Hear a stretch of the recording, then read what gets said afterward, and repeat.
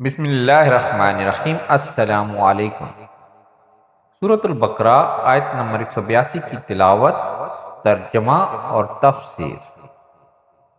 اعوذ باللہ من الشیطان الرجیم، بسم اللہ الرحمن الرحیم۔ فمن خاف من موص جنفا او اثما فأصلح بینہم فلا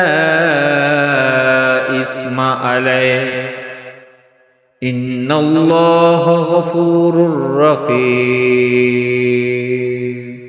ترجمہ: پھر جس کو وصیت کرنے والے کی طرف سے جانبداری یا گناہ کا اندیشہ ہو تو وہ ان کے درمیان صلح کرا دے، تو اس پر کچھ گناہ نہیں، بے شک اللہ بخشنے والا مہربان ہے۔ سورۃ البقرہ آیت نمبر 182 کی تفسیر۔ فمن خاف، تو جسے اندیشہ ہو، اگر کسی عالم یا حاکم یا وصی یا رشتہ دار وغیرہ کو معلوم ہو کہ مرنے والا وصیت میں کسی پر زیادتی کر رہا ہے یا شرعی احکام کی پابندی نہیں کر رہا، تو مرنے والے کو سمجھا بجھا کر وصیت درست کرا دے تو یہ شخص گناہ گار نہیں، بلکہ اپنے نیک عمل کی وجہ سے ثواب کا مستحق ہے۔